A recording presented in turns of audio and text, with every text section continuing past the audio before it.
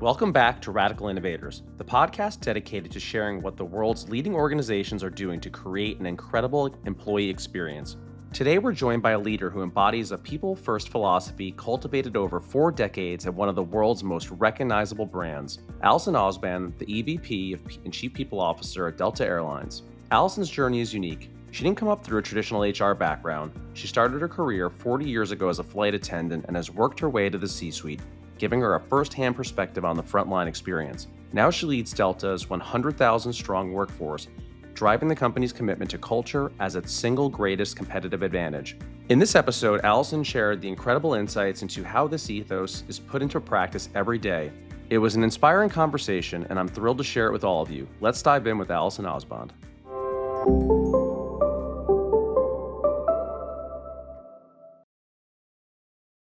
Hi, Allison. It's great to see you. Hi, how are you? I am doing quite well. It's been a busy week, and I'm sure the same for you. So thanks for carving out some time. Always busy here at Delta. I can imagine. Well, I wanted to, I was really excited when we first met in terms of talking to you about your background and particularly given not having a traditional background as a CHRO. So I think maybe it'd be great to just start there in terms of introducing yourself and what your career journey has looked like. Sure. So I started with Delta 40 years ago. It's been a long, great journey. When I first applied at Delta, I got turned down. I applied for a public relations role. That was my major. Got turned down for that because at the time, all of the, jobs that were in the merit realm, if you will, administrative, were promote from within. So got the news that I could apply to be a flight attendant, a pilot, clean planes. And I said, okay, I'll go apply to be a flight attendant because I was going to work for Delta Airlines simply because I just resonated with the values here. So that is how I started at Delta as a flight attendant. If I had, Frank, to do my career all over again, I would start right there. It's any of our frontline jobs, you're at the center, right, of everything that Delta does and humanity coming together, and, truly learned a lot from that perspective. And then was able to lead in-flight along the way, lead our reservations and customer relations team. And then during the pandemic, got the opportunity to head up customer experience. And that was definitely a unique time to lead customer experience when we had very little customers, and the safety aspect of that. And then just took on the CHRO role starting January of this year. Yeah, amazing. And so I'm sure an inspiration for many in terms of the starting from the bottom. And you think about so much insight comes from that. Right. We always talk about the frontline workers, how they're really exposed to what's happening for organizations and what's important for customers. When's the last time you decided to get back into that role and serve in that? Yeah, I flew 2 months ago, as a matter of fact. Okay. One of our customers, actually, he's a groomsman in our wedding, said, Allison, when I cross the 6 million mile mark with Delta Airlines, you're going to put that uniform on and you're going to work my trip. So I surprised him and worked a trip from Portland, Oregon to Atlanta. And I survived. I didn't spill anything on anybody and I survived. But did anybody get pictures of this? Yes, we do have pictures. So it's legit, and I legitimately worked the trip. And but it's great. I think that's one thing about our culture that I most admire, is I do go back and once a year, for example, we do, for the month of October, we have a charter for all of our breast cancer survivors at Delta. And we take our employees as well as our survivor employees, as well as some customers. And I put my uniform on and go work those flights. But I think for me, I started there. I've walked that aisle on board the airplane, that runway on board the airplane, and which is very narrow, 17.5 inches. And, so I know what it's like to be there. And it's certainly, and many of our leaders at Delta have done very similar, but it keeps me grounded on, as I'm serving people every day, our people of Delta, I know what it's like to be out there. And and it certainly taught me just the diversity of, um, and the importance of teamwork. And, I share this story quite often, but I think as I think about moments in my career that have, you know, inspired me greatly. I had been flying for about 4 months and was working the first class cabin as a flight attendant, and there was just this terribly rude female customer in 4B, and nothing I was doing was working. I worked hard to get at Delta. I didn't want to get a customer complaint, and we're all on probation to start with. And, I composed myself and went back out. And what I learned was we were carrying her son below, that her son had passed away. And, Um, I'll never forget that moment because there was nothing I was going to do to make her day any, I couldn't make her day better, but I could give her the kindness that she deserved and needed at that moment. And it just hit me the responsibility as a Delta employee that we have. We are serving humanity on their worst days and their best days, and we have a responsibility to be there for them. And I've never forgotten that day. And certainly, I think the same thing goes as a leader. Your team does the same thing, right? They come in on their best days to work and their worst, and their great days to work, and just having that appreciation for them. But we're on a mission to carry humanity, and it was a big lesson for me. Yeah. It's so important. I mean, I think about one of the exercises that I do every time I host a dinner, which is leading off with something personal. Um, I frame it under sweet and sour, one thing that's going well for you, one thing that's not. And it's a really simple exercise, but I find that the level of empathy from a group of strangers is radically increased in a very short period of time. And it's a simple question. And I always challenge everyone who joins these dinners to take that exercise and bring it back to your teams because they're all dealing with things just underneath the surface. And if you're not giving them that opportunity to talk about that, and if you hadn't known that individual situation, could you have had that empathy, right? And could you That's have showed right. it differently? That's right. For sure. So you're newer to the role, but you're obviously not new to the organization, and you've Mhm. probably seen a few CHROs over the years. In the profession has changed drastically since I've been working with HR leaders over the last 10 years. I'm curious what you've seen and what you're even seeing in your more narrow window and serving in that role, but where you see it today and where you see the role evolving, um, whether that's in your own organization or more broadly, just in terms of the profession. Yeah, I think I'll speak first for within Delta, but then I think on the broader, I think it applies across the board. I think for Delta we are about people first. So our certainly our HR team, formerly personnel team, it's always been about our people and making sure that we had a great value proposition for people, the people of Delta.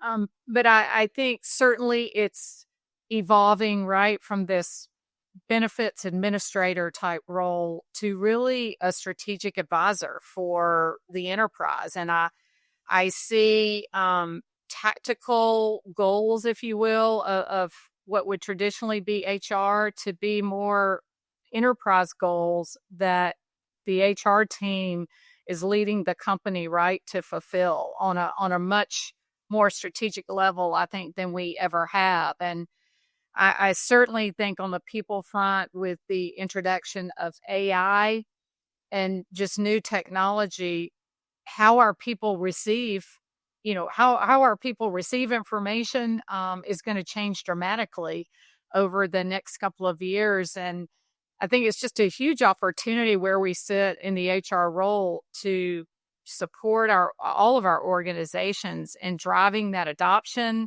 finding those opportunities. It's going to be an interesting, couple of years, but just a great opportunity to help our organizations and for Delta to help us keep climbing. Yeah.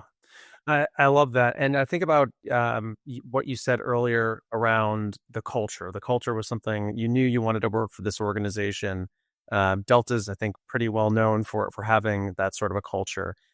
and this idea of a people first culture. What does that look like in practice for you in terms of role modeling that from the top? Sure. I think first, for us in People First, it's about listen, act, and respond.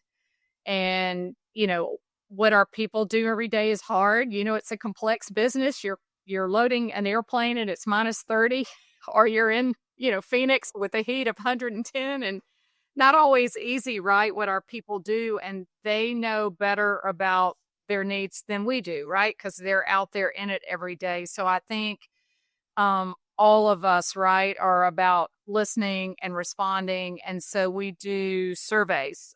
We do annual surveys, a lot of listening through that. But I think most important about that is the transparency of communicating. Here's where you told us we're doing a great job, and here are the opportunities that we have as a leadership team to better serve you. So I think that's certainly one way. Another way, we have a program called Behind the Wings, where, making sure that as leaders, we, no different than me putting on a uniform, our leaders will all go volunteer at the airport to help with the kiosk or welcome customers, walking a mile in the shoes of our employees. And that's an opportunity for us to listen to our employees because we're out in the middle of it.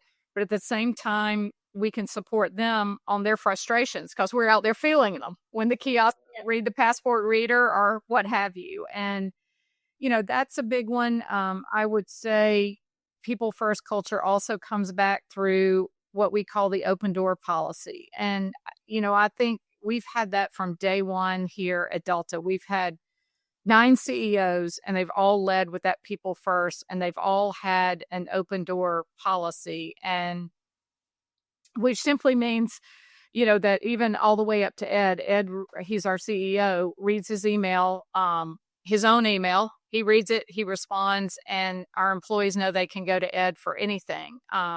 We don't need 100,000, but going to him every day. But all of us as leaders, we have that open door. If there's a concern out there or an idea or a suggestion, give it to us. And I would say, important part of too, having such a large, population, we also want to keep everybody and, a lot of our people, if you will, aren't in the office every day. As a matter of fact, 70,000 of our 100,000 are out flying on an airplane or, around and working in the operation. And so we have what we call Velvet. And we started this, Frank, back when Delta filed bankruptcy. It was a really dark day for Delta, dark time. And we needed our employees. We needed them to know what was going on. We needed their help in Delta digging out of bankruptcy because we needed to regain our customers and drive faith in our customers. And so we started this in an old Macy's building in downtown Atlanta. It still had the brand names on the wall, but no clothing inside of it. But as a senior leadership team, our CEO, all of us at the time were there saying, hey, this is what's going on at Delta. And it was an opportunity for them to ask questions. And we've been doing it now for 20 years. We've not stopped short of the pandemic. And we do it 15 times a year, bring in 800 employees from every area of Delta coming together to support that team. And Ed has one slide as a CEO. He's there for every one of them. I'm there from the people perspective, our CFO, but just an opportunity to keep them aligned with here's where Delta is, here's where we're headed with your help. So, and those are a few things that I would say. I think the other thing goes into profit sharing day. So every February 14th, we hand out money and for the work that are Delta people. Yeah, it's funny because now every February 14th, my husband will say Happy Valentine's Day. I'm like, it's not Valentine's Day, it's profit sharing day. It's profit sharing day, but it's the best day honestly, it's one of the best days at Delta in that we can go thank Delta people for being at the top of the industry and how they perform. And we handed out $1.4 billion this past February 14th, and that was larger than every other carrier combined. And it's recognition of you do, Delta people are different. You do drive this company and you drive the performance, and, it's a big opportunity to say thank you. Yeah, so much in what you just shared there, but I mean, I think one thing that's such a simple concept. My friend Mark Golston wrote a book called Just Listen, and it's such a high return practice in terms of your point around Ed actually reading his emails. And I think about Carolyn Roach, who was the CHRO of XPO and was on with us and talked about, now I think this is a bit extreme, but their CEO gave out his cell phone number and was getting texts from drivers and drivers' wives and other different people that were just constantly reaching out. So, but certainly, what does that do for the culture? And then that concept of recognition. And so I think people obviously value a pat on the back, but to term profit or Valentine's Day into profit sharing day is quite nice. So I'll put a reminder in my calendar to hit you up for a loan on February 14th. You can come out and have fun with us. We'll take you around. It's one of the best days ever. Yeah, well, that'll be my next Atlanta CHRO dinner, February 14th. Yeah. Perfect. All right. So one of the things that if I think about the reason this podcast was even started, it was around what are some of the high return practices that the world's leading organizations are doing to improve the lives of employees. It's something I'm very passionate about, is particularly organizations that have large frontline workforces, because those are the people that often tend to get left behind. I'm curious, what are some of the best investments that you think Delta's making that are driving real change and positive impact in the lives of your everyday employee? First of all, along with that, and again, it's that virtuous circle, right? If you're a people first culture, you invest in your people, they'll invest in your customer, and then your shareholder gets the return. And that is truly how we operate. And one of the things, this was a learning for me from taking on the customer experience, having the customer experience role. Every day I came to work, we measure 19 things that are most important to the customer. There are 1,000, but what are the 19 that we can hold ourselves accountable to that matter the most? And we have taken that philosophy and doing the same thing with our Delta people. In addition to the surveying that we're doing, but really mapping out, a good day at Delta Airlines, what does that mean for our people, so that we're focused on the most important things that our people need every day. And then that's how we're going to zero in on where we invest from there, as to making sure we're focused on what's important to them. But I would say some of the examples where we've invested, profit sharing, for example, is a big one. We can't do anything here without operating as a team. That plane cannot push back without the pilot, the ramp, the tower, the mechanic, the flight attendant, the gate agent. And so it really does, right? It puts that teamwork aspect into what we do. But we pay our people are the highest paid in the industry because they are in total comp, because they perform the best. And I think that's a huge investment for us. I think the other thing that we do along the way every month, which is a huge investment, is what we call shared rewards, back to that teamwork. There are, 4 goals that matter most to us every month that ultimately lead to our performance. And so every single month, our people, if we meet certain targets, our people share in that reward. Those are some of the big ones. I would say other ones that matter. We know, right, just well-being of people today with everything going in the world, whether it's physical or financial. We started with Operation Hope, this financial wellness program, where basically we will give you $1,000 for a rainy day emergency fund to any employee out there who signs up and goes through a wellness course to help them, support them financially. They've got $1,000 savings that's right there for them that they can pull from anytime. I assume Operation Hope, that's in partnership with John Hope Bryant. That's right. Yeah. He's phenomenal. I had a chance to spend time with him years ago when we were doing work with New York Stock Exchange together, and saw him more recently down in Atlanta, an event that we hosted. So he is phenomenal. I love all the work that he's doing, and someone who's incredibly passionate about driving and enhancing financial literacy in organizations. It's great to hear that you guys are a partner to that.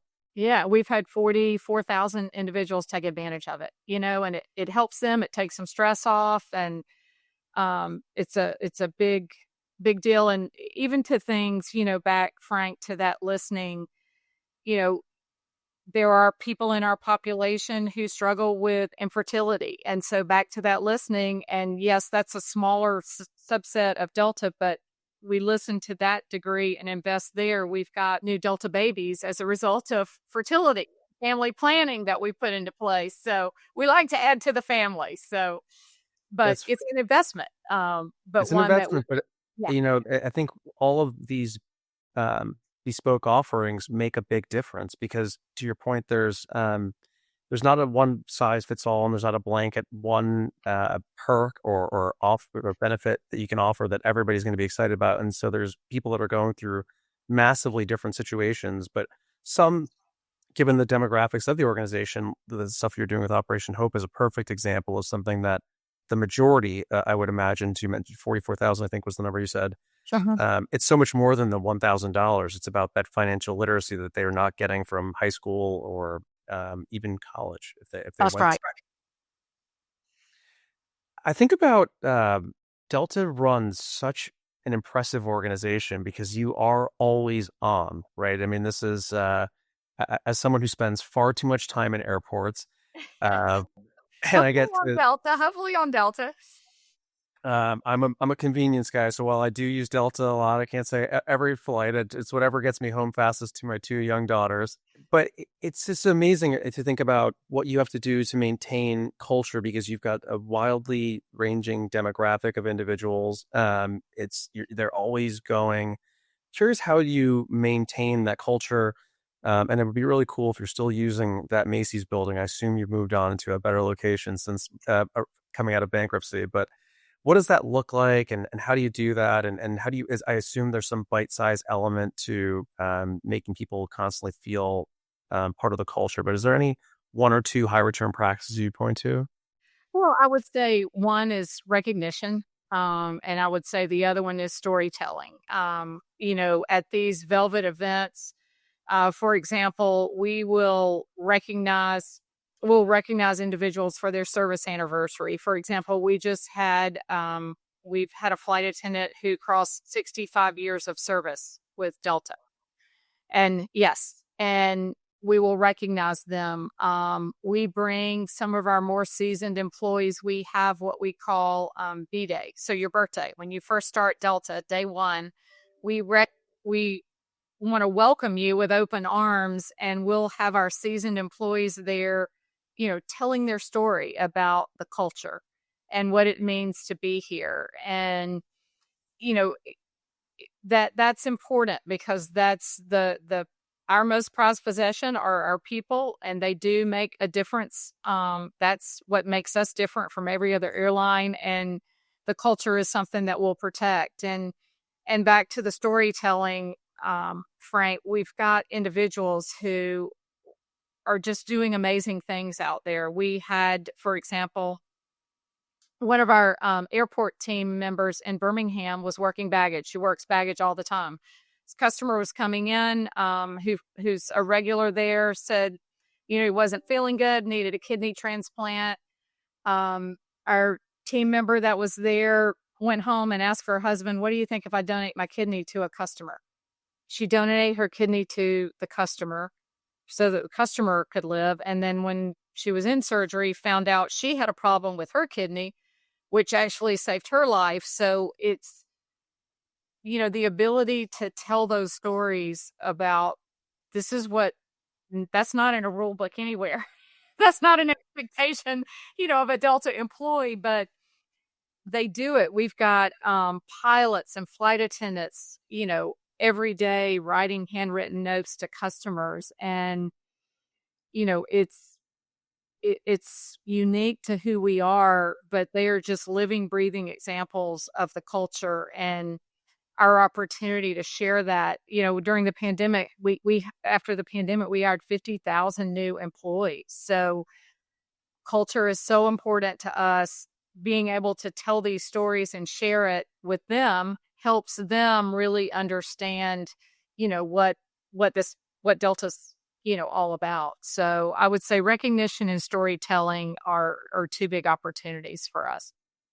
Well, that employee who has been with the company for 65 years, I hope gets a statue in HQ lobby, so everybody is inspired by that. And immediately my head goes to, I don't know if you're familiar with the book by Will Guidara, Unreasonable Hospitality. Yes, yes, we'll get there. Now, Yeah, talk about somebody that he should interview in terms of not just going over this is giving a body part up. That's definitely an act of unreasonable hospitality. So why not? Yeah, we amazing. had to create a new service anniversary pin for the 65 years. So it was I the It might be it, the first yeah, and the last one you give out.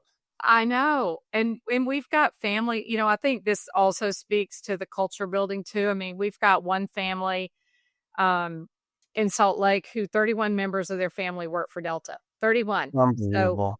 Yeah. just passing it from one generation to the next and being here. So, it's a very special place.